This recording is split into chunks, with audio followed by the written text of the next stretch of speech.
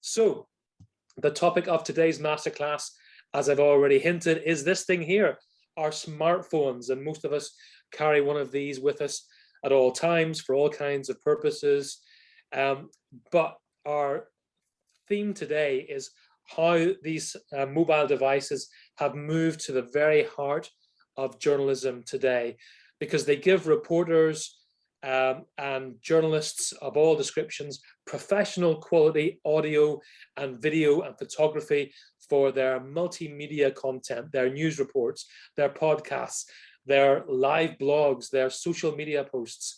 And of course, over the last 18 months, the pandemic has only accelerated this trend as news organizations have had to rely on journalists working from home, working out of their homes with their mobile smart devices.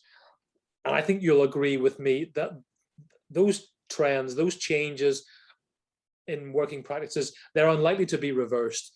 So we're delighted that we've been able to bring along to our masterclass this afternoon, Bianca-Maria Rathay, who's going to share her advice on how we can create a home studio so that we can make the most of the smartphone journalism the smartphone content that we're capturing on our devices. Now, Bianca is a very experienced television journalist and editor. She's a mobile content creator and a videographer. She's worked as a TV news journalist and a science feature maker, and was an online news editor with Videovalis and Deutsche Welle, and for the German private broadcaster RTL.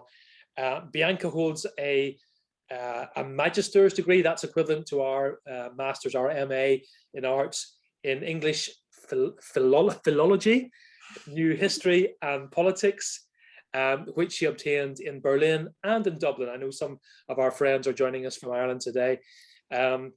Bianca was formerly trained as a video journalist at the ARD-ZDF Median Academy, which is a joint program by Germany's two leading public broadcaster. And she has worked in journalism. She worked in journalism for nearly 10 years. So I can't think of anybody better, Bianca, to share insights and knowledge and expertise with us today on this topic, because Bianca now specializes in helping not just journalists, but also PR agencies, communications, marketing businesses, NGOs, and all kinds of businesses to create their own digital content using their mobile phones. So Bianca, we're thrilled to have you here. Thank you so much for taking the time, for joining us from Berlin live, and I'm going to hand over to you at this stage. Yeah, thank you so much for this really kind introduction. A very warm welcome to everyone. In 2014, I visited a workshop like we have today, and I was intrigued by how much smartphones can help me as a journalist during my everyday life. So I started to buy equipment and tried to test it out, and I found that this could be the niche I could working in journalism and be like perfected, and that was something I was really happy about. And since then, like more than 7 years, I've been filming on my iPhones. Actually, I've got an Android as well for my trainings, but I got stuck on the iPhone, to be honest. But still, you can do all what I'm telling you today on all of the devices. So don't worry if you have another phone. That's not a problem at all. But yeah, I'm really fond about doing this kind of work. So there's 6 important factors for the home studio, and you can see them here, and I want to address them like for today's agenda. And also I will give you some advice on equipment later on as well. And yes, let's start with the decisions. It's actually quite interesting to decide what you want to do with your smartphone when you want to build your home studio. Would you like to produce quickly, or will you get out a lot? So will you have a fixed room, or will you have to have flexible equipment? Because, for example, I put all of my equipment, all of my stuff in this backpack. So all that I need fits in this backpack, and I still have some stuff at home, of course, like lights and things like that, because after a while I have bought a few more equipment, but I could always like just get my backpack and go out and about and film anything that I need. So that's something you have to consider. Also, if you have enough time, for example, if you're filming a documentary, you will have much more time to think about all the stories and stuff like that. So the pace is much slower. And also you have to think about lighting, because we've got a fixed aperture on our smartphone, and the lens is mostly wide angled. Depends on that's an older phone, so we only have one lens, and so that means we have to work with that wide angled smartphone device. So sometimes you need more light than, for example, if you've got different lenses on your smartphone. Then also, would you like to stand or sit? And you have to prepare all kinds of things like that. I've got an example here from my very nice colleague, Mark Blank-Sattel. He does smartphone film training at the BBC. And he posted this photo, and I found this really interesting, because you can use your smartphones to enhance your story and use them as like your second or third different camera angle, and use those iPhones here is iPhones strategically to have different angles. So when you set up your production room, there is a few decisions. As I said before, if you've got a fixed room, you have to see if you've got any shades, because during the day it might be that the sun comes in and the light changes. Also put markers on the floor. Like I always have some masking tape with me, and so I can put it on the floor, and it can be removed easily on the bottom. And where to put, for example, my tripod or my phone, where to put my light and stuff like that. Also, as some of you said already, avoid noise. Is it like if you've got an interview, go somewhere where you don't have any outside noise or too many people talking and stuff like that. I will talk about devices that help with that, or how you can overcome that if you still have a noisy background. But yeah, also make sure what's the acoustic like. I'm going to talk about that as well. Then we're going to talk about where does the light come from. We're going to have an exercise in a second about that. Also, if you've got change of location, try to have your phone always charged, and also like a small light source. I can recommend you, if you are out and about often, to buy a light like that. It's not that expensive. It's from Newer, for example, that one, or I've got one from Manfrotto, and that's good for interviews, for example. Hold on, I hope. See, that's not charged. That's not how one should do it. It should be charged, actually. And you would see it would have lit up my face much nicer and much better. So if you can afford it, that's something you can think about. Then if you've got a small room, sometimes you don't have like lots of space, especially if you're a student in your student room. Make sure you stand up, because that creates much more depth, and it makes the room look a bit bigger. And also use a corner, because that makes it even more spacier as well. And if you want, you can also use a roll up from the ceiling. I've got on the next slide, one of the next slides, I've got some recommendations. For example, IKEA, they sell like roll-ups from the ceiling you can buy, and then if you've had a small room, you can attach that, and it's away. It's not in like on the floor, and yes, and you don't like stumble across it. Then also, would you like to have artificial or natural light when you're out and about? You have to work with natural light, and that's why I want to go to the really next interesting point, is the lighting. So that's one of the main things we have to consider. And I want you to take your phones now and put them into selfie mode. I'm gonna do that myself. Hopefully you can see.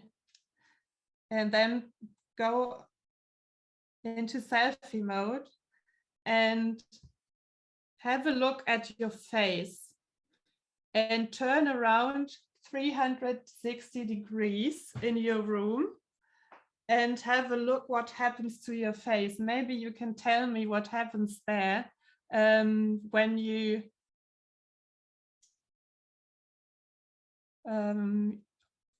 maybe you can write me in the chat what happens with your face when you want, like, turn around 360 degrees in selfie mode and have a look where it looks best,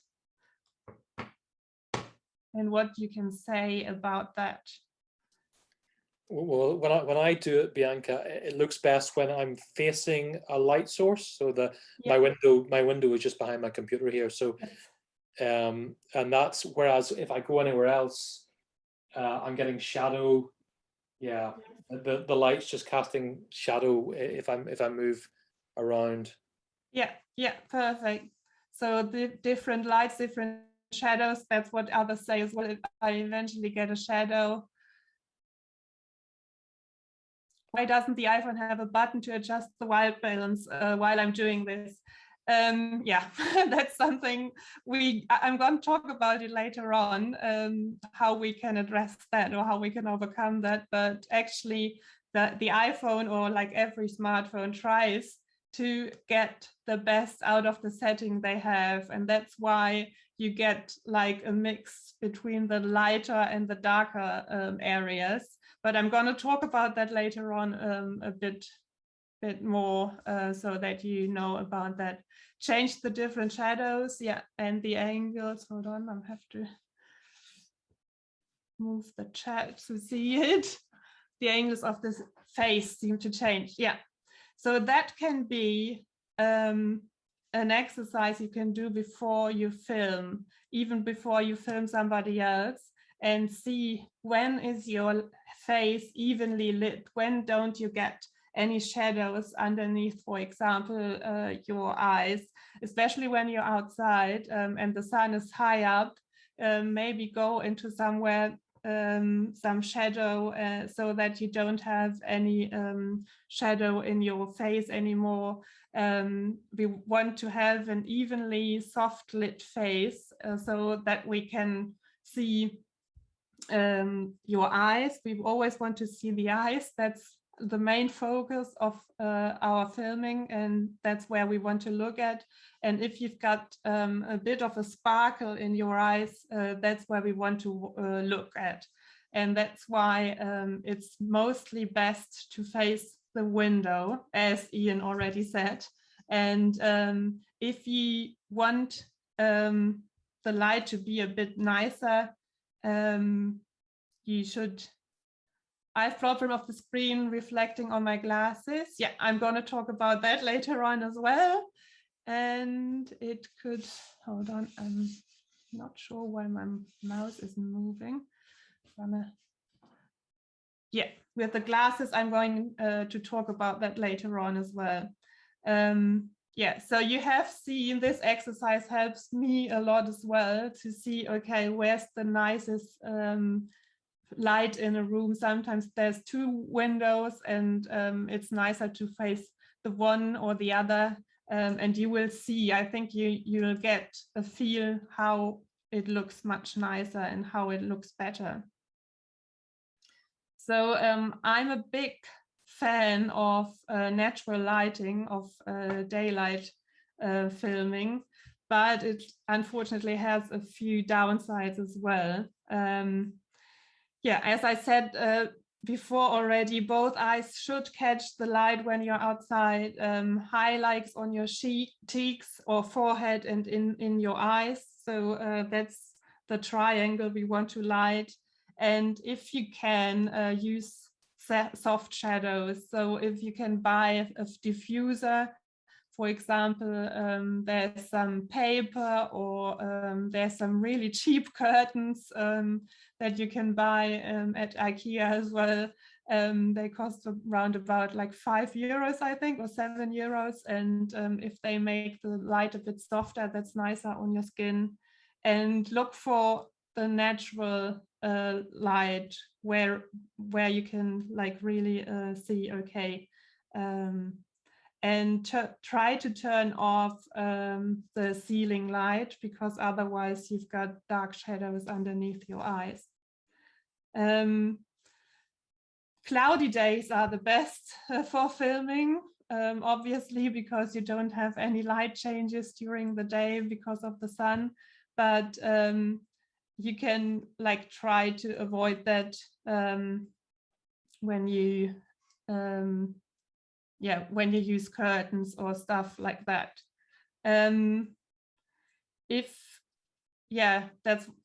That's the disadvantage.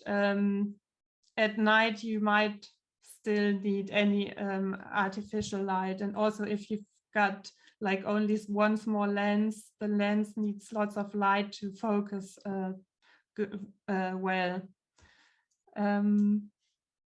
With the artificial lighting, you can adjust color temperatures. You've got the same amount of light constantly, and you can film in darker rooms as well. But it can get really warm, and your eyes sometimes have to get used to it. So here is the best practice for filming with daylight. Try to diffuse it, make it softer. As I said, look towards the light so that you've got an evenly lit face. Turn off ceiling or overhead light. And yes, and what you can also use is white cardboard or tinfoil to reflect the light. When you're filming out and about, for example, you can use white cardboard or tinfoil and then like use the sun to redirect the beams, the sun beams towards the face.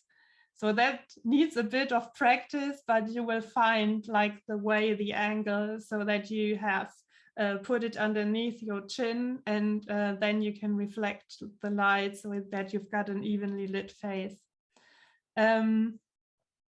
With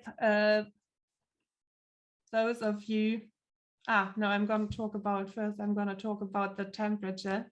As you can see here, we've got different colors of light, and we want to avoid to mix them up.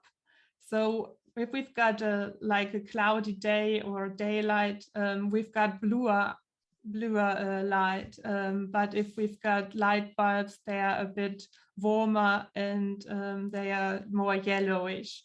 So you want to avoid to put them together. That's why I said, okay, use curtains or something like that to, if you use any indoor lighting. I'm going to talk about lights that you can use, like you can also use your desk lamp. But if you do that, try not to mix it too much with lighting or lights from outside. Here is the equipment that I talked about, like the IKEA curtains. You can also use a dimmer for your household lights, or try to buy light bulbs that have a certain Kelvin, like a more, if you like it more cool or cooler light, then you go towards the daylight and the bluer light, or if you like it more yellowish, you can have it. Yeah, we're not sponsored by IKEA. That's true. All right, can we see examples? Yeah, hold on, I don't have any here right now. It can be a good thing by IKEA. Yes, and also what you can also do, if you don't have any equipment, you can use your desktop and put a word sheet in light yellow or light blue. So you go to Word, Design, select and page color, and then you can use it as well. Esther, can you tell me what you want to see? Like I'm gonna have examples later on of photos, but maybe did you want to see how the tin foil, for example, is used? Is that what you want to address? If so, I can also try to put that in the presentation, or send you later on a few examples that I have that might help, hopefully. These are tips for filming with artificial light. I've also got a list of different when you use what. So we've already talked about that. Hold on. Yeah, that's going to be a bit later on. So you can use all sorts of lights if you want to have different equipment. That's how you normally do the lighting. So that's the basic 3-point lighting. You've got a key light. That can be anything. That can be your window, for example. The key light can always be the window.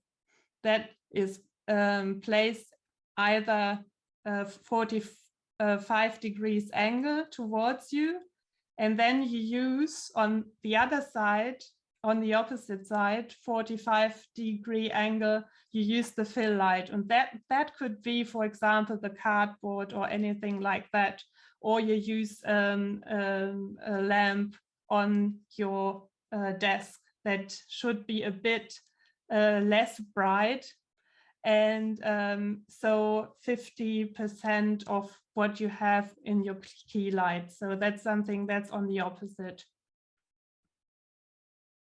And then you can also use a backlight, but you don't need to use the backlight, but that's something that brings you, or that creates a rim of light and outlines your head and pushes you away from or the subject from the background.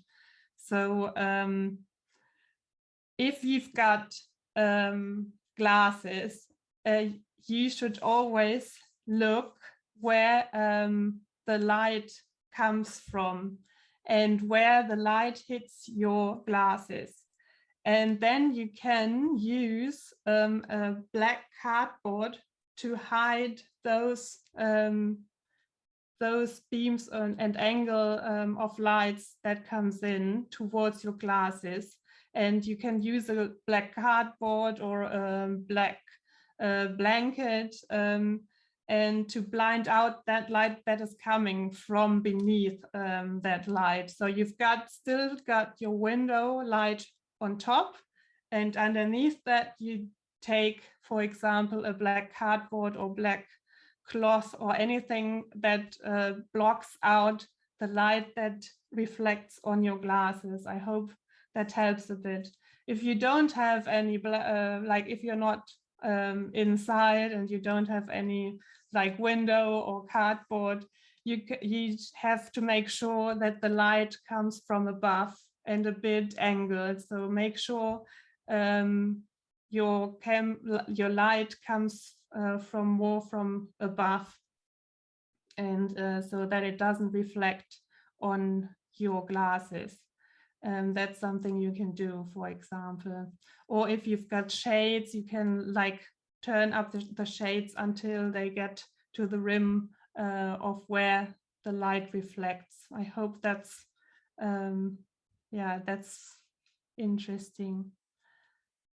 So Esther said, all right, to use these. All right. Bianca, I'm going to suggest, if you don't mind, Bianca, I'm going to suggest that we just carry on with your presentation, and because yes, you know, there's a lot of great content here. I think if we just carry on with the presentation, and then I'll do my best to round up the questions. All right. Okay, we're going to talk about it. All right. We'll just keep the momentum going. Thank you. Yeah, thank you. Yes, so that's another way you can light yourself when you're at home or when you're inside or in an interview. So you can have, like, instead of the background lamp that is put towards your head, you can put it behind the person or yourself for filming and shine against the wall. So that separates the person also from the wall. So that's something for interviews that helps you to consider. And sometimes I find that much easier to light like that, because like that, sometimes it's hard to find the exact rim of the person sitting in front of you, and so that's much easier. Here is a few suggestions for plus and minus of external light sources. So if you want to buy a softbox, for example, that's yeah, it doesn't blind the other one.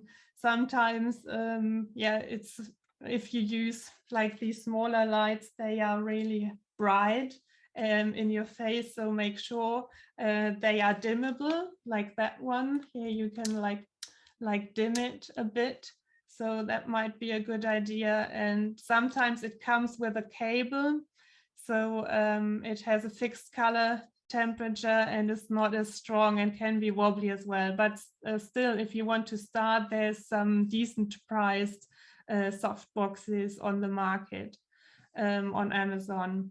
Here you can see the LED panel.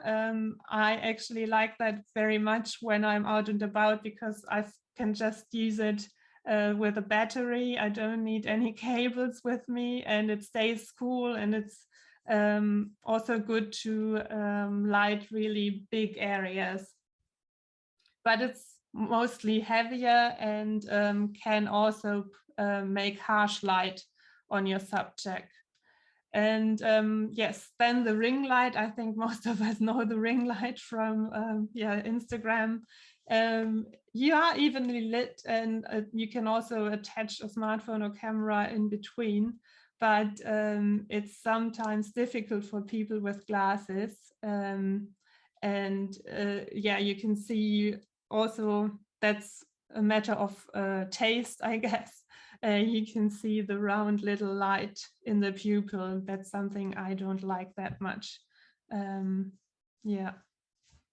Bianca, sorry to dive in again. There's just, I think it might be on your PowerPoint. There's just, I think it might be one of the, maybe a theme that there's two gray blocks either side of the, on each slide, which, I mean, to be fair, most of the time we've been able to figure out what it is, but that's a little bit better. But there's still, yeah, those, yes. Is it better now?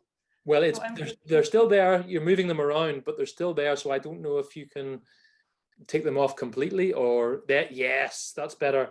Is it? Yes. All right, good. Sorry They're for over. that. They're over to this. That's fine. That's great. Thank you. Can you see it now? Yeah, we can see the Great. full. We can see the full slide now. Thank you. Sorry, you All can't right, cool. carry on. So I'm gonna leave that like that because, oh, hold on, because I had it on full mode, and I'm gonna just leave it like that. It's probably Yeah, that's probably fine. I think it's probably this. Yeah, a couple of people are saying it's probably the Zoom. Yeah, I haven't had that before, but yeah, good great. to know. Thank you. Sorry, carry on. Thank you, Colin. Yeah, now we're going to talk about background. And I want to know from you, which one do you like best here? So I've got 6 examples, and maybe you can tell me which one you like best. Right, 2, okay. Oh, many 2s. 2, 6, 6, 5, 5. All right, 1, 2.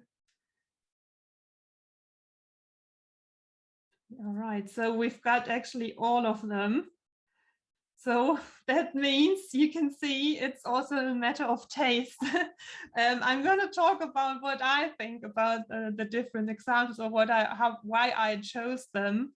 A busy background is distracting. Yeah.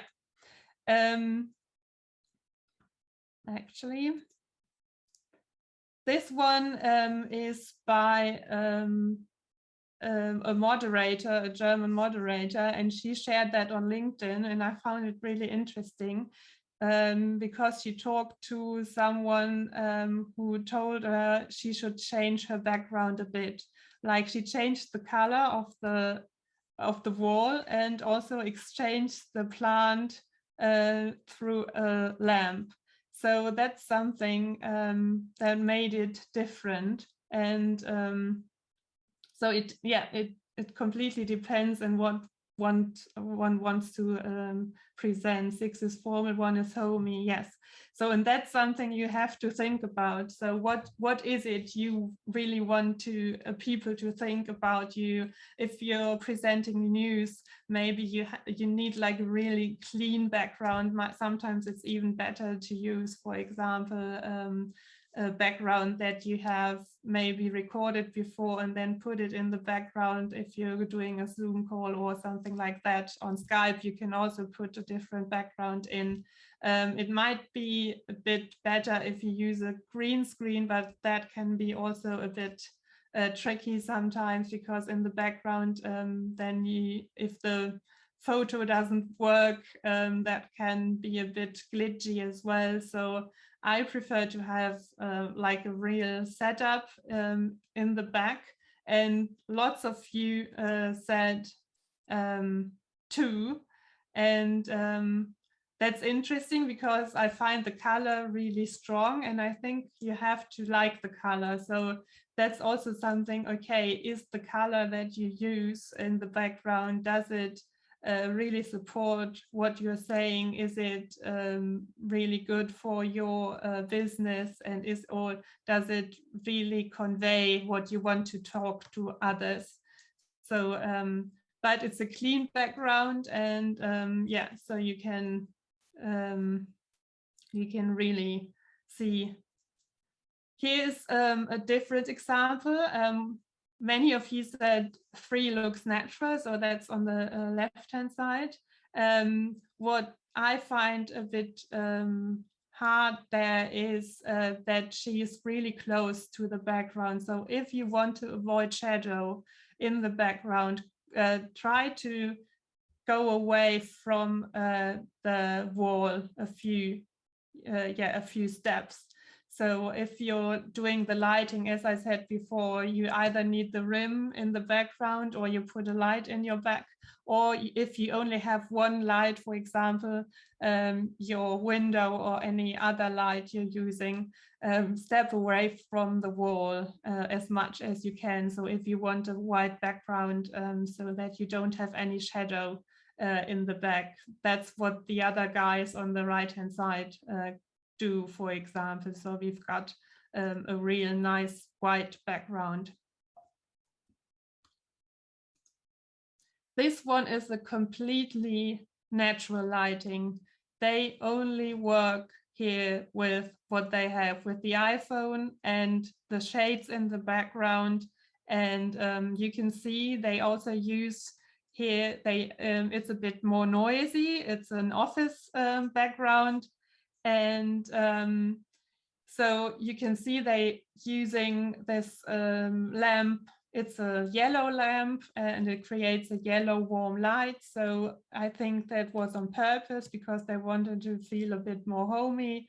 And yeah, so you can see what light does. And they use the shades to block out a bit of the white light in the background, as you can see. These are two YouTubers, and on the left-hand side, I guess Vanessa Lau has set up her whole studio in her office, and she also uses the window facing her. I think she has changed that now, but in the beginning, she only used her window, and as you can see, she still made it on YouTube without any like buying lots of equipment in the beginning. And that's something you can do, but as Colin already said, it might be a bit too noisy and distract you from what you want to know. So on the right hand side, that's another YouTuber, and she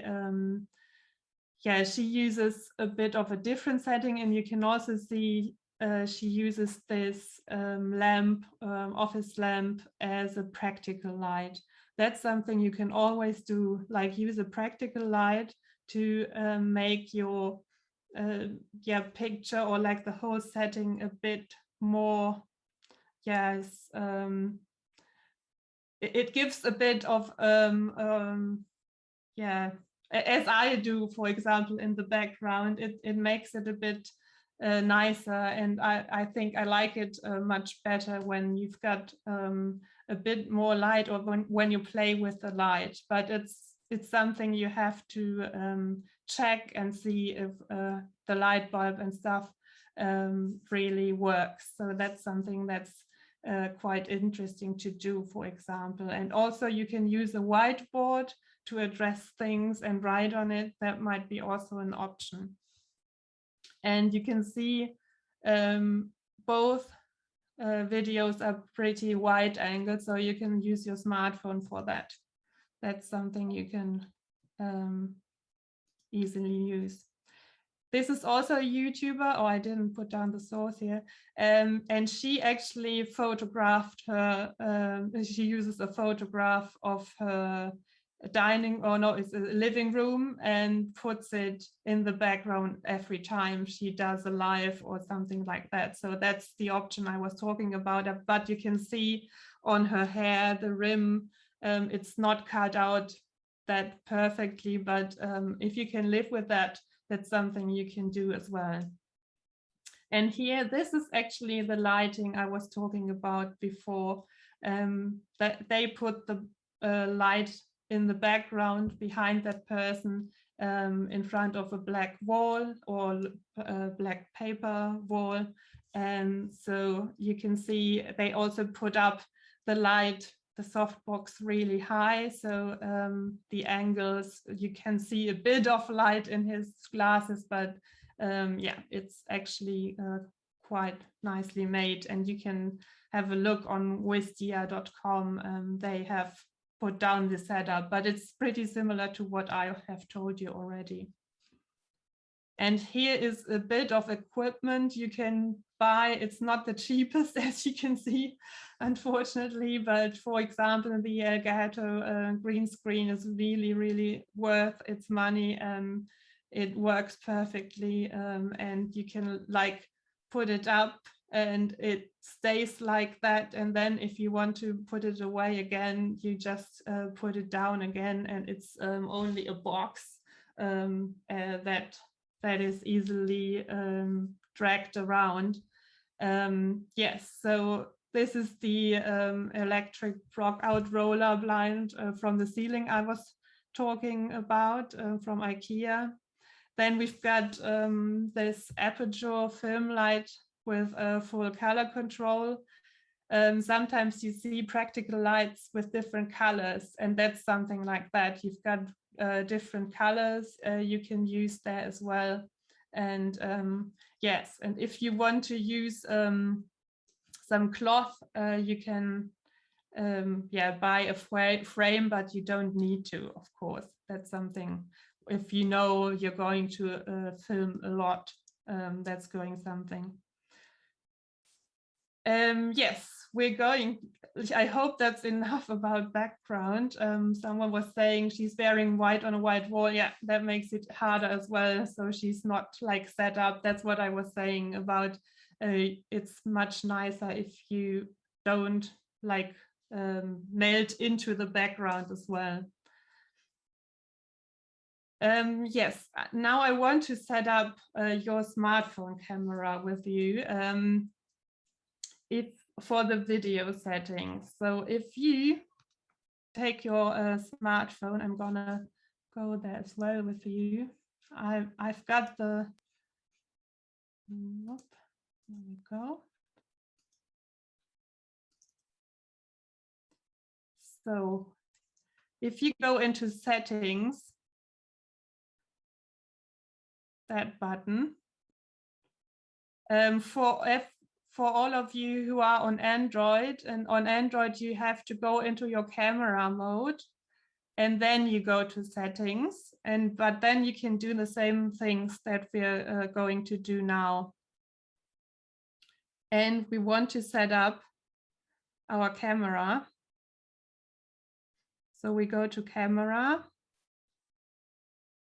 And I've used my old phone now. So if you've got a newer phone, you can do different things. But first thing I want you to do is, it's raster here. It's the grid. It's called grid in English. Turn it on, please. And then you go to video mode. And if you don't have that already, if you're in Europe, turn on PAL formats, PAL. It's a TV format you will need as a journalist when you're in Europe. It's because we've got, what's it called in English now? The frequency of light. So we need 25 or 50. How do you find video mode? Are you on iPhone, Lauren? Yes, so you go into your camera, as you go into settings. I'm gonna go back so you can see it, hold on.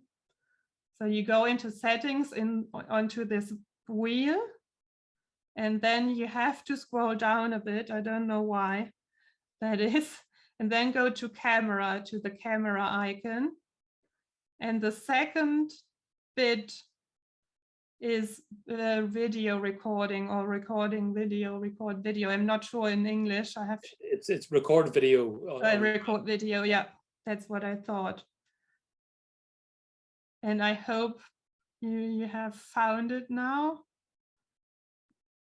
And yeah, because the frequency is 50 Hertz in Europe of the lighting. So if we use 30 frames per second, it might flicker. So sometimes maybe you've done some filming already and you found that it was flickering when you had some light or any displays or something like that. And that's because we've got other hertz than in the US or elsewhere in the world.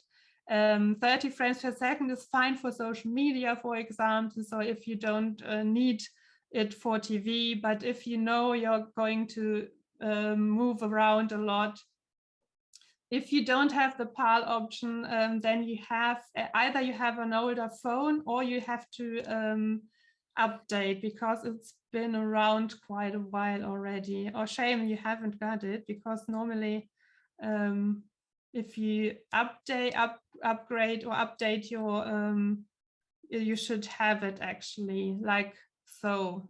If not, yeah, you have to show that's what I meant. Open PAL formats. Show. That's the one down here.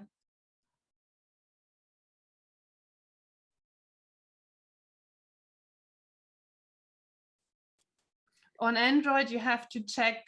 Sometimes you do have 25 frames per second. If not, I'm going to talk about an app where you can put down 25 frames per second. So that's something.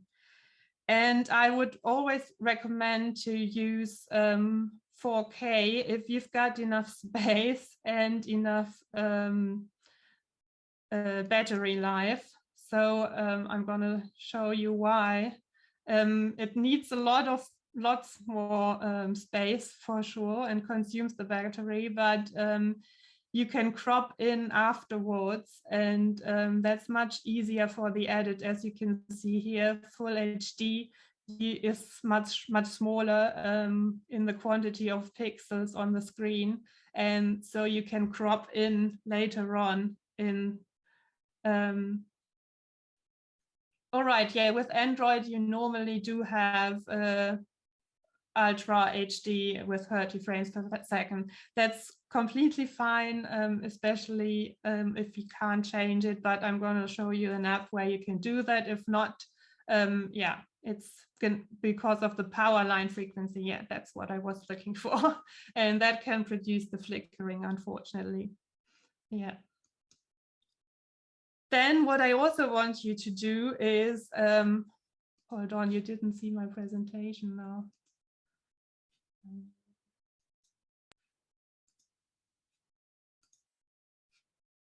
Yeah, that's what I was talking about just before. And then what you also want to do is to put in flight mode and do not disturb. That can be done in the settings on Android and on the starter screen on iPhone. You can put that down as yeah, as your screen or starting screen. And I'm going to share my phone again so you can have a look.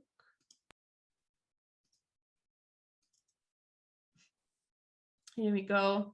And I would always recommend to put in flight mode and also do not disturb if you don't need any, if you're using Wi-Fi, for example, because it won't interrupt your filming.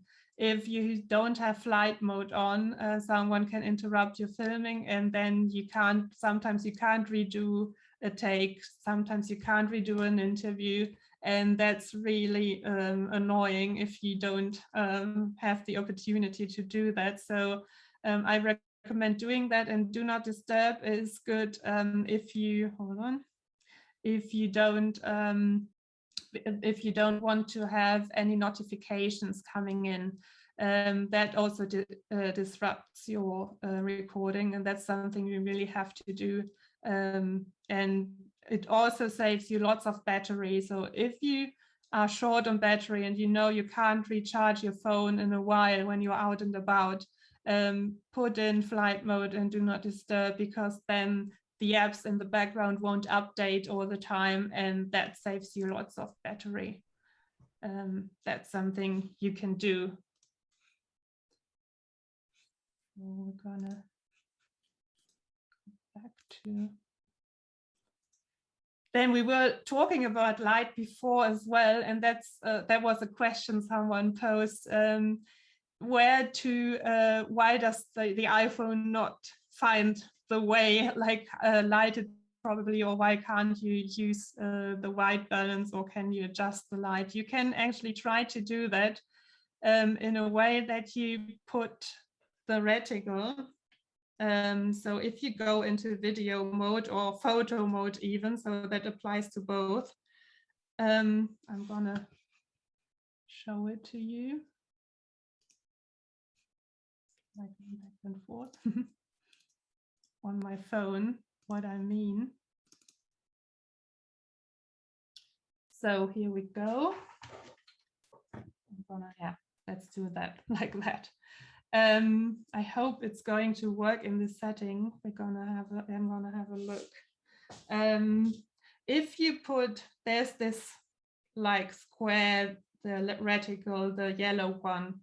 If you put the reticle in an area that's really, really light, the iPhone will make the rest of it really dark. If you put the reticle into an area that is a bit darker, you can see sometimes it even it's like even too much light in the video. So if you have no person in your video, try to put the reticle where you've got an evenly lit area. So like if you you want it all to be like in a nice, yeah, even color, so that you don't have too many dark areas or too many blown out areas. Better make the photo or the video darker, and you can do that by later on. If you I can show you that now as well. I don't know if you know about the autofocus and auto exposure. So the as I said before, the iPhone adjusts the focus and exposure as it thinks the video or the photo is evenly lit. So it thinks, okay, it tries to push the darker areas darker and makes the brighter ones sometimes a bit brighter, or tries to make it a bit darker. So if you want to have the most of your camera, you take your reticle and you put it in an area you want to have in focus, and then you press on the screen for longer until you get, like, you just press with your fingertip on the screen for let's say 2 seconds it is, and then you will get the auto exposure and auto focus lock. And that's how, if you've got somebody talking in front of a camera, or if someone is moving, you've got locked the focus and exposure according to what you really want on your screen. As you can see, I can now wave and it's not pumping anymore. If I unlock it again, you can see the camera is pumping again and tries to adjust the settings. Sorry, Bianca, can you, so just so people are clear, you're just using your finger to get the reticle up on your screen and in the right place, and then how did you lock it in place? You put your finger longer on the screen, like you leave your finger on the screen for, let's say, yeah, it's 2 or 3 seconds actually. So great, thank you. And then it comes up, and you will have this. It's different on Android, but on the iPhone you've got the sun right next to the reticle, and you can just slide up and down to adjust the brightness. So if you want it lighter or darker, you can even adjust the brightness after you have locked the screen, as you can see now. And as I said, it's better to have it a bit darker, because you can always adjust that in the edit, but it's not easy to do that the other way around. Blown out areas you can't fix in post, unfortunately. And you can also, here you can see here now I've focused on a dark area and the rest is really fully blown out, and that's what you want to avoid. But what you also can do, if you want more depth of field, you can lock the focus and exposure on a thing in the foreground. And as you can see here now, the rest is now out of focus. Only my LED light here is in focus because I locked the focus and exposure on here.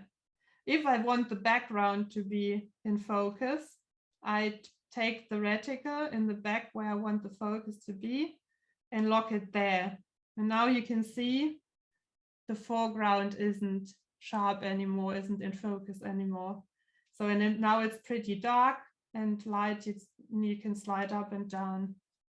On Android, sometimes it's a bit different. Sometimes you can't lock it. So I'm gonna go back to the presentation.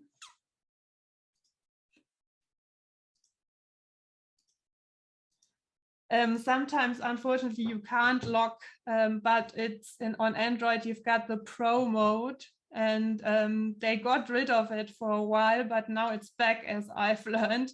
And so you can put all that down in Pro mode and also focus.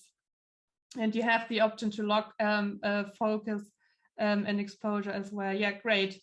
I know some Androids. Is it the same? All right. Yeah, but some Androids, unfortunately, it isn't the same anymore. So maybe it has changed again. That's really great. Cool. So as I said before, you should turn on the grid, and that's why, because I want to have the rule of thirds, or you should use, or it's something we have learned actually for interviews, because we were talking about interviews beforehand, and one has experience, or even Leonardo da Vinci has already used the rule of thirds for his compositions in painting, because we have already known that people, it pleases their eyes when you put something that should be in focus on the two lines that are crossing horizontally and vertically. Here it's, for example, my eyes, and they are on the line, on the upper horizontal line, and I placed myself on the left-hand side of the grid. I could also stand on the right-hand side where the other two angles meet. I think you would feel, or would see, if I was ducking a bit beneath it and would be in the lower corner where the vertical and horizontal line meet, you would find it a bit funny. So that's something to consider. So always use the horizontal line, and it also helps you to create, like when you have a horizon, really like for example, the sea or the ocean, you can always see that it is in a horizontal line, because that's something we want, or that's pleasing. And you can also have it that it's not like bumpy or shifty, your picture. And also make sure, watch the framing. In this video, the person looks outside of the video. It's like I would be doing like that. And actually, it's not that I would be talking to you guys. You should talk into the direction here where there's much more space if you're setting up the interview. That's something that can be a bit tricky when you're first using your smartphone and filming somebody else. But what I've learned is it's always the opposite. Like you will find it either if you want to have your lens on eye level. That's something to consider. And then also that the person is looking towards you. So it's always, if you've got the phone on the right hand side and the lens is on the right hand side, the person should stand a bit more to across you, and put in their right hand shoulder. And I've got an example here, hold on. So you can see here he's got enough space and room, and above his head there's enough room and space, and his eyes are on the horizontal line, so you can talk to him. So sometimes people ask me, shall we have them look like the interviewee into the camera or not? That's something, it depends what you're filming for. If you're filming for an interview for TV, it's still standard to have the person look at you, because it's assumed that the reporter is posing the questions, and that you, it's learned by us, so we are used to it. But if you have, for example, if you do lots of social media, or if you use both for social media, and I would rather have the person look into the lens. But that's something you have to, to consider beforehand, and have in mind before. And yes, so make sure that you have also have the person not crossing the line. So you can see how you can set up the cameras if you have multiple camera angles. And that's something also to have in mind if you've got two cameras, for example, over shoulder, for example, and one master shot, that you stay on the same side, on the same 180 degree angle.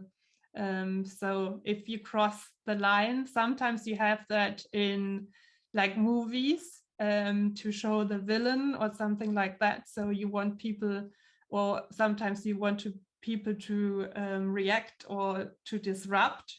But if you want people to have like a normal setup for interviews, if you, for example, have two smartphones, take the master shot, for example, and then take an over shoulder of person 1 or 2, and so you have the right way to conduct the interview.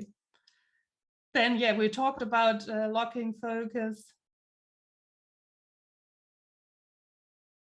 Is this headroom similar to action safe margins? And yes, also, it helps you also in editing, for sure. That's true. And also, if you have to edit for both,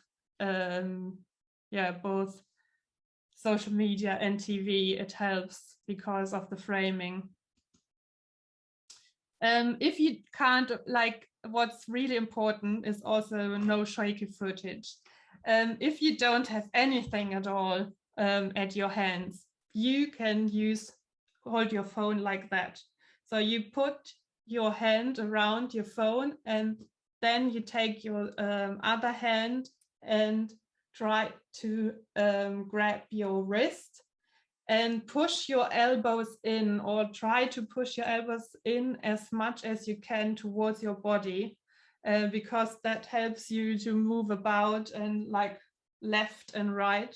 That's something I do a lot, actually. It might feel a bit strange in the beginning, but for example, I can now, I know how to, I press play, for example, with my thumb, and I can start filming right away. So it's something getting used to, but you can pan and tilt with this kind of mode. And also when you're walking around, try to, like, the most important thing is really to push your elbows in towards your body. So like so, that you really can move about.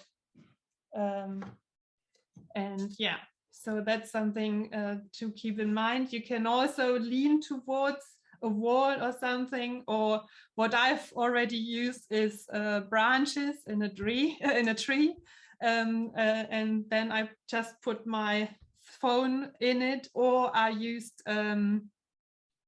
just used a book and put my smartphone against it for filming. So if you don't have anything else, also sometimes I have elastic rubber bands on me, and then I just use a bottle and wrap my phone around it on the bottle, on the bottleneck, and you can attach your smartphone. Or if you've got a hair tie, you can use the hair tie to put it on a bottle. And yeah, I just don't have it right now, but it's actually like a tripod you can walk around with.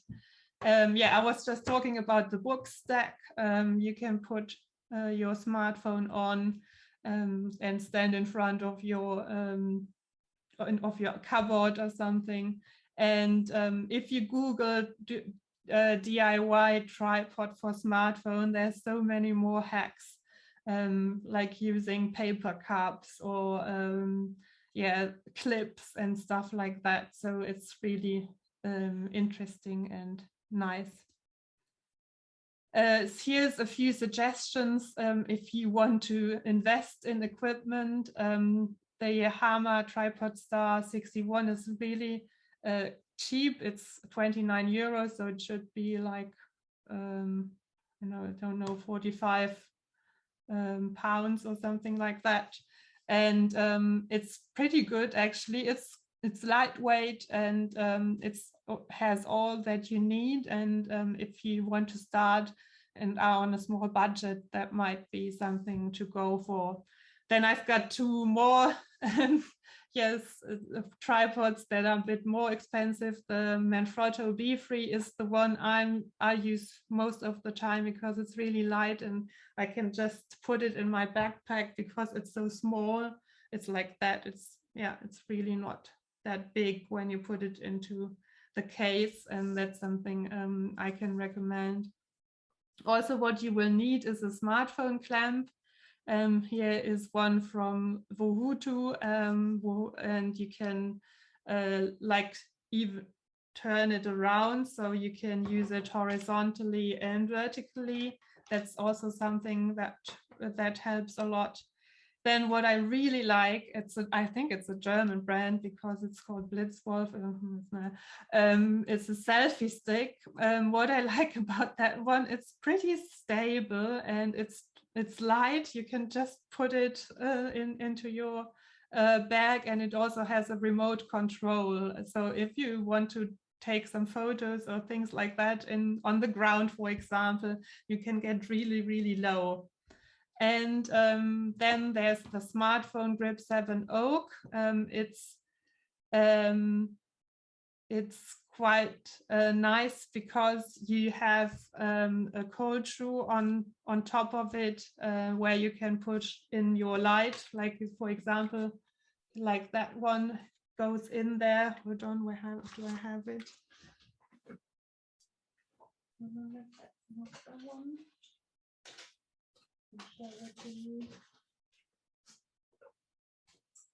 That's actually another one. It's a rebuild of that one. It's the shoulder pod as one. And you put in your phone like so in here.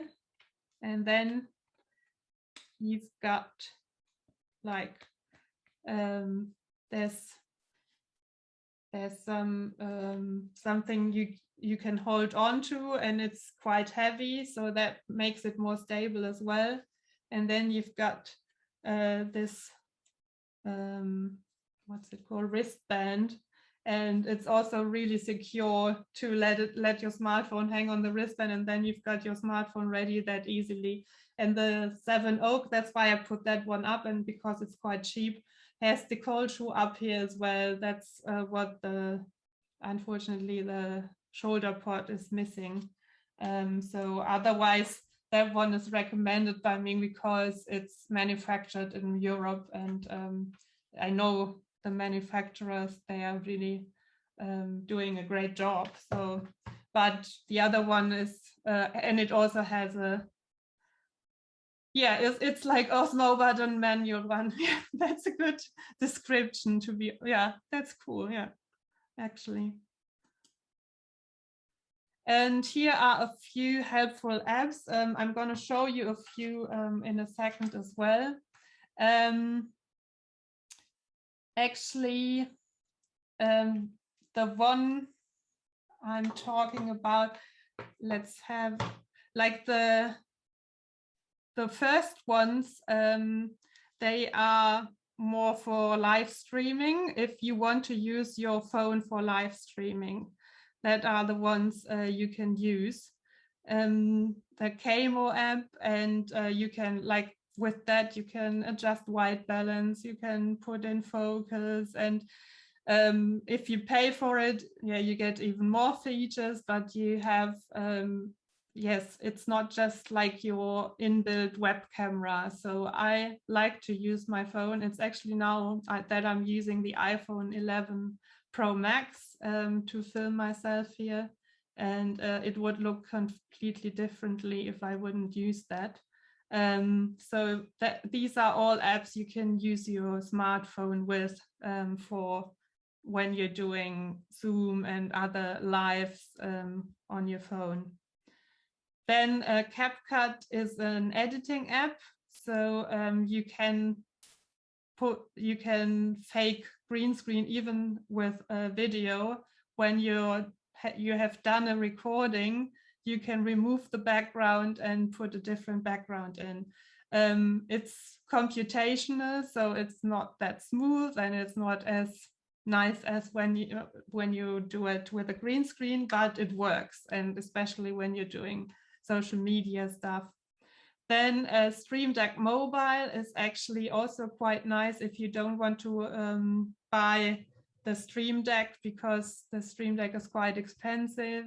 You can use the mobile app and can also put in different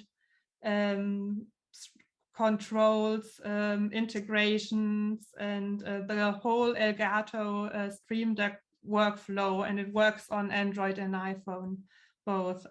So you've got customizable buttons, and you can wirelessly push different buttons. Yes. Quick is by GoPro. It's a free app. They have updated it, and you can just put in your footage, and it's, hold on, it's actually here. You can see the icon, and it's the most easiest app I know. You can choose from different music and different, hold on, maybe I can show it to you, different settings, and you can even let them cut it to the music. So it used to be for free. I think they have, since the update, it's a bit more differently, but it has more functions now as well. CapCut, I was talking about, many YouTubers and many Instagrammers use CapCut because it's quite easy to use and to adjust it. And InShot, most people of you might know it already. InShot is quite easy to use as well. You've got, easy. And I can't show you all of them now because that would be a different session again, how to use those apps. But maybe you can play around. These are some more advanced editing apps. I love Adobe Rush because I've got the cloud and I can start on my phone and then go to my desktop and finish my project. And it also has a function where you can just press one button and it says it adjusts it all to, or frames it all for social media. So when you filmed 16:9 or like horizontally, you can, it knows where to put the right spots. But you can also change it, of course, if you don't like what they have chosen, but it's actually a quite quick workflow. And if you if you don't have the cloud, the Adobe Cloud, it costs around 10 euros a month to buy that. LumaFusion is the most advanced editing app. That's something you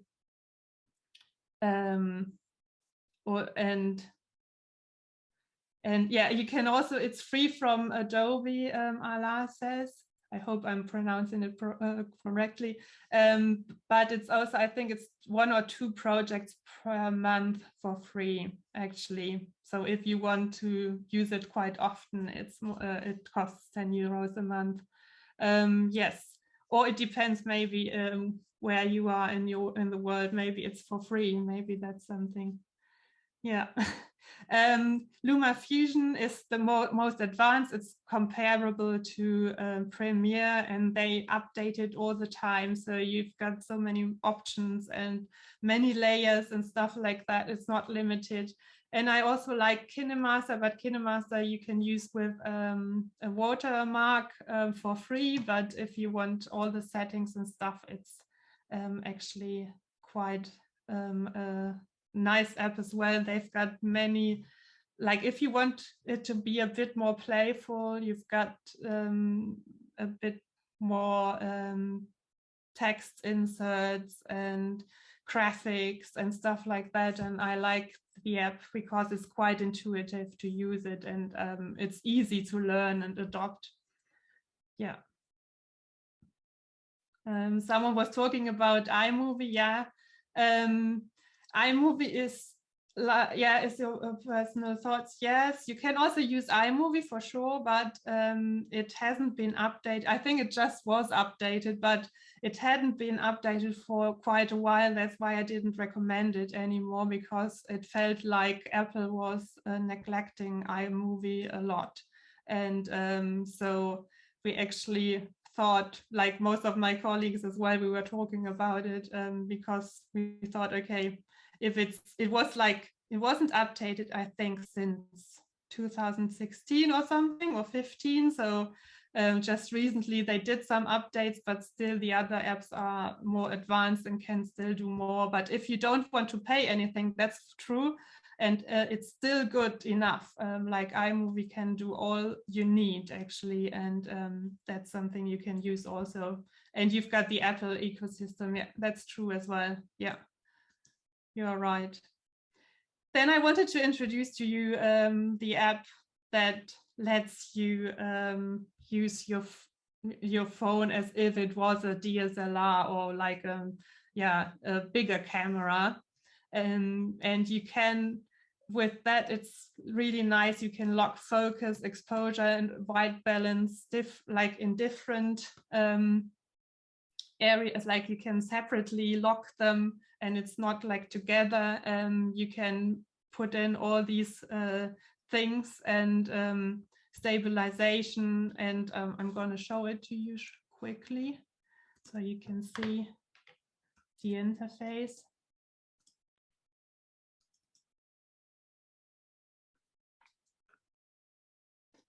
It's up here, Filmic Pro. And I'm gonna leave it in. And as you can see here in the settings, you can like put in all kinds of frame rates, like the 24 frames per second for movies or documentaries, even like 30 frames per second, 50 frames per second, or 60. You can adjust the resolution and also like the frames, and you also have the audio monitoring, and you can also, as you can see here, you can type in the 48 kilohertz. That's something you will need, for example, for a TV. And also you can, if you've down here, you can see, hold on, with the newer phones, it's not turning now, but you can see down here the audio meter, so you can also see if the audio is working well. And we were talking about when you're out and about with the smartphone, and when you want to film yourself, you can use Filmic Remote. And Filmic Remote, no, it's not free. Yeah, it's around 20, I think it's 20 euros. Filmic Remote. And when you want to film yourself,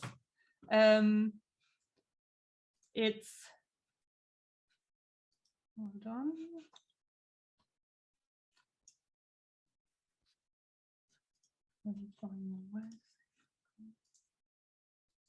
You can use Filmic Remote, hold on, and then you can film yourself and connect two phones, and you have a screen where you can look at and see and adjust your focus and exposure. So that's something you can do. And you also see down here the audiometer.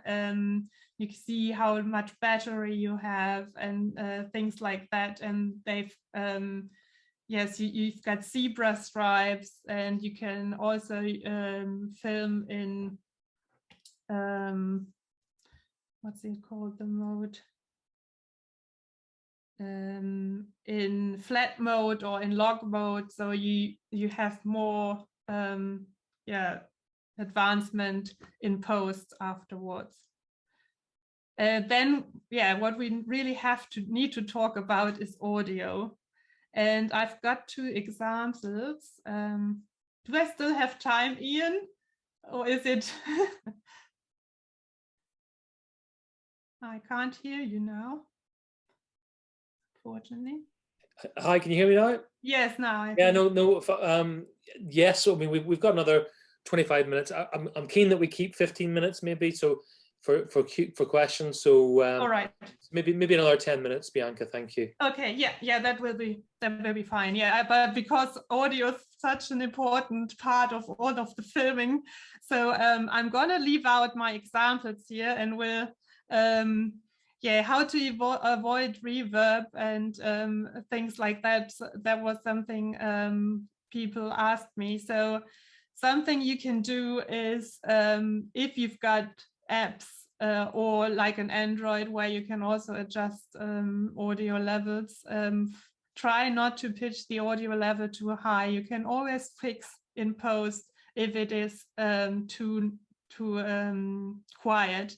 But if it's too noisy, it's really hard to filter that out, and the filters it's really really hard. If you can, try to avoid background noise. If you can't do that, get really close to your subject, and also try to find out where is your microphones on your phone. For example, here you can see here that's the speaker, and then we've got a microphone here and a microphone up here and a microphone next to the lens. So always know where your microphones are and check which one works best, and then get really close to your subject and try, if you don't have any accessories, use your headset. The headset is designed to speak, and it blocks out the noise. And if you speak in here, it blocks out the noise because it's designed. If you've got wireless headphones, it sometimes has some latency. So I would prefer, that's why I keep my cable one. You need an adapter, obviously, with the newer phones, but with the older phones, it's and then you can use that even for your interviewee. All right, with COVID, it's quite close, so we have to think about that. But sometimes they can, if you have Filmic Remote, or if sometimes they can hold their phone on their own. So I sometimes just use a second phone, attach that the headphones, and then I always have the masking tape, as I said, and you can hide your microphone underneath the shirt of your interviewee. Hold on, like so. So that's really annoying that Apple got rid of the headphones. So then you can attach that in here with a masking tape, and it's much better. You get much better audio than if you had your phone on itself. It's still not the best, but if you use that, I have used it for lives as well, and it was much better and nicer audio afterwards than if I had just used the phone, especially if you've got wind noises. You can, if you put it underneath your clothes or quite close, you have to make sure that nothing rubs on it, or like that it's like constantly some hair on it or stuff like that. That's what I wrote down here. Be aware of acoustic noise and do a checkup before you record. That's something I recommend to everyone, especially when you're doing an interview. Always do what, if you can, of course, if you're live on the street and have to get a voice, an interview right away, it's not feasible. But if you have to, if you can do a checkup and record it and listen back to it. If you get some, if you can, so that's what I was saying. You can also use a windsock or even a normal sock. I know of a colleague who has done that to get rid of the wind noise down here if they speak into the phone in here like that. So that might be helpful. And there's 2 apps I recommend to you that are really there for free, Voice Record Pro and Voice Recorder, and they are really, really good. So if you do any recordings, if you don't afterwards for your video or like a voiceover, get underneath your blanket, for example, underneath your blanket in your bed and record with Voice Record Pro. Use your headphones, and that's going to be really nice because you can adjust so many settings in Voice Record Pro or Voice Recorder. If you want to, I would recommend to buy a lavalier mic. There's a decent price value from Boya, BY-M1 is called. It's around 20 euros, and it's really worth the money. And it's that's something. If you want to invest in something that is a bit better, the Rode SmartLav is the choice, and you can use that with the Wireless Go. And the Wireless Go is an option, that's a wireless option, and that's something if you do lots of interviews when you're outside.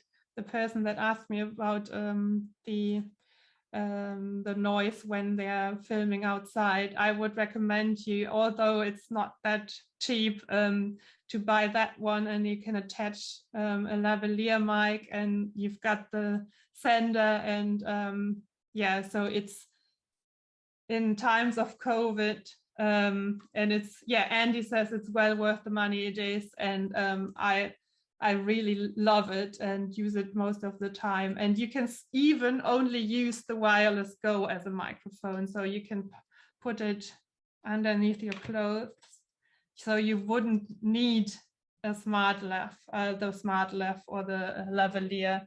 But I recommend doing that because that is quite bulky, I guess. But if you only want to buy that, it's enough as well. So, but beware, if you want to use the SmartLav or any other lavalier to go with it, with the Wireless Go, you need these adapters, the TRRS to TRS adapters, and that's something. I've got a full list of equipment, but it's actually affiliate links and in German. So if you want to have a look at it, it's it's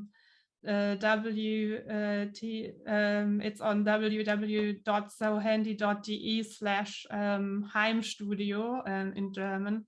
And you can see there's lots and lots and lots more of equipment, and also for if you want to do lives and want to have microphones for your table, like for podcasting and stuff like that.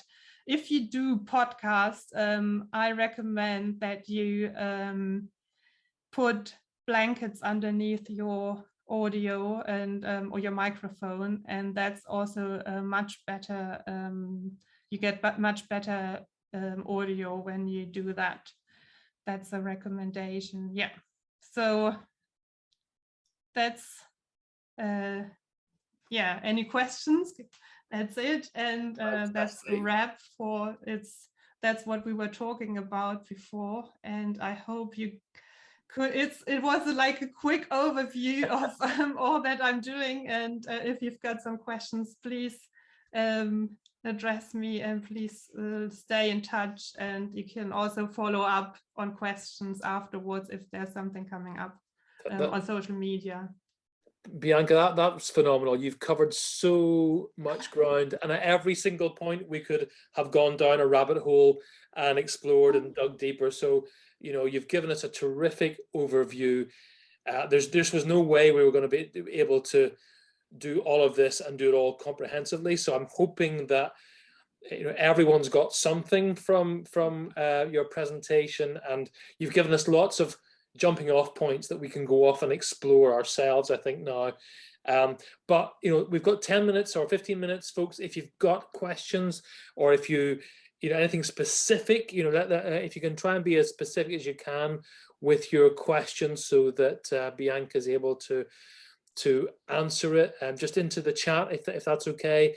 And then we'll take them as they come. So Vaby, if we're shooting protests, so I'm guessing there, Vaby, you're talking about marches and demonstrations, using smartphone can give disadvantages of not having a long lens. Any tricks? Okay, so yes. Vaby talking there specifically about protests, but I guess other occasions when, you know, we're maybe at quite a distance from the subject matter. Any thoughts there, Bianca? Yes, that's quite tricky, actually. It is because zooming always means that your picture deteriorates, or it gets a bit grainy, and if you've got a newer phone, I would recommend to use the zoom lens, and like the tele lens. You can also buy lenses that can be attached to your smartphone.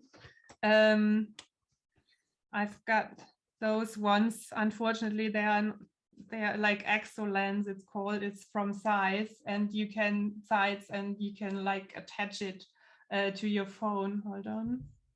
No, you can't see it properly, right? Here we go.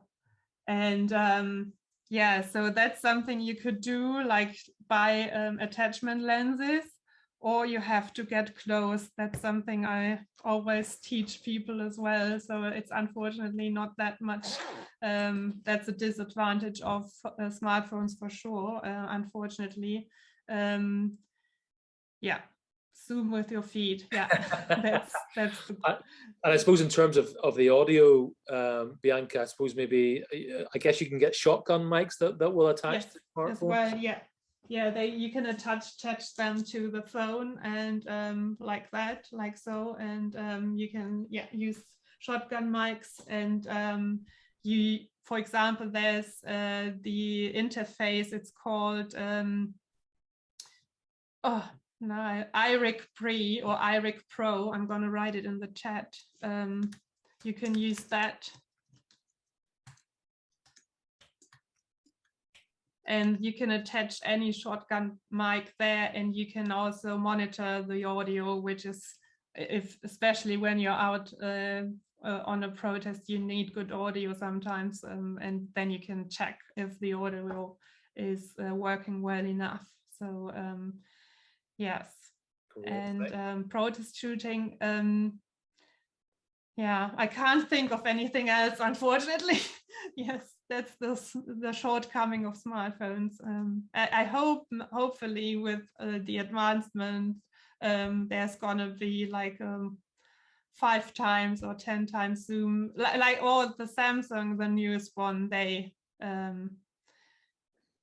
I had an interview where to do the interview with these and all the audio.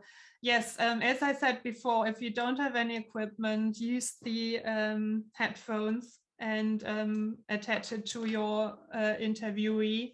If you can't do that, get really close and try to go somewhere a bit away from the drumming. And if you can afford, invest into these wireless wireless go from Rode. that might be an idea. And then Ala's asking if we are out and about shooting on the streets. It's actually, yeah, that's something, it's open space where we are allowed, as journalists, we are allowed to film because it's open public space and people have to assume that they are being filmed. Nevertheless, make sure if you get really close to people, if it's not like just a massive, yeah, if you can make someone really out and pick out, it's something you have to consider, and I am always aware of that and try not to yeah, get too close to somebody. So if it's like a crowd, if you're filming a crowd, you're allowed to do that, but it's still yeah, it's sometimes a bit hard and tricky, but you're allowed to do that as a journalist. Although I think, you know, it's fair to say it's not always clear what is public space and what is private property you might be on. So you just need to be careful. I think you just need to be careful. Yes. You know, so for instance, if the protests were had gone into a bank building or something like that, that would be a private sphere, a private space. So I think then you need to be a little bit careful about what you're filming on there, because I guess it could be trespass. It could be deemed to be trespass, I suppose. Yes. Yeah. And it's also different in every country, so that's something to consider as well. So make sure if you go somewhere else abroad or and film abroad, that you know about the rules there, because it's different in every country, and it also changes all the time. So that's something I try to be prepare for myself when I go somewhere. Yeah, and Archie says he bought an extendable boom pole for his microphone. Yeah, it extends. Yeah, that's also something you could do. Oh yeah, I forgot about that, Julia. You could also attach a microphone. Also, even if you take a broomstick, and you can use that as something, or yeah, or you even use your tripod if you've got a tripod, but yeah, that's something you have to have at hands. You can use the tripod and attach something there. Terrific, thank you, Bianca. Any more questions, folks, before we wrap it up? Drones. Drones. I actually thought about. I have used it in some projects, but I don't own a drone yet. Yeah. I think that could be a subject maybe for another masterclass potentially, because that's becoming more and more prevalent, isn't it, Bianca? Yeah, it is, and it's also quite nice, and it gives you a different perspective. And also, if you're filming lots of protests, that might be an idea as well. But also, it's tricky again with rules, and yeah, you have to be. Do you have in Germany, for example, if your drone is a bit bigger, you will even need like a license before you are able to film at all. So thank you. Baby saying, yeah, some countries ban drones.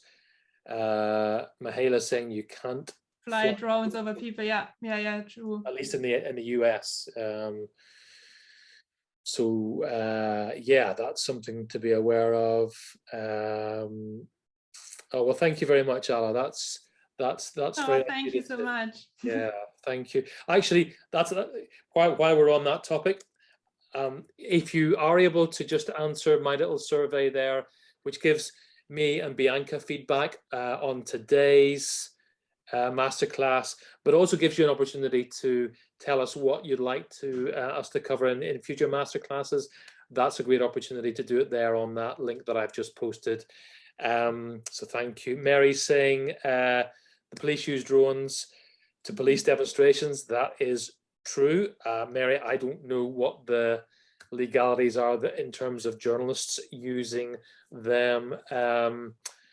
That's definitely, yeah, I think we definitely need to come back to drones at some point in this series of masterclasses. Website, Andy's put a link to a website there to let you know where you can fly drones in the UK. So thank you for that, Andy. Any other questions? No. Well, I'm going to say thank you again to Bianca. That's been an amazing overview that you've given us, and you've really whetted my appetite. I've been scribbling down, notes about all kinds of apps that I want to explore and bits of equipment that I'm going to see about for. But thank you also because you've shown us that actually we don't always need to buy the really expensive equipment, and and I think to those of us who are just starting out on this journey, I would say maybe don't buy the expensive equipment just yet. Have a go with what some of the free apps and the workarounds and the hacks that Bianca has talked about. First of all, try those first. Get comfortable with actually just creating some content first of all, and then you'll begin to see, well, actually, I really like doing that, or I'm not so good at that. Maybe I need to buy a little bit of equipment. So, yeah, thank you, Bianca.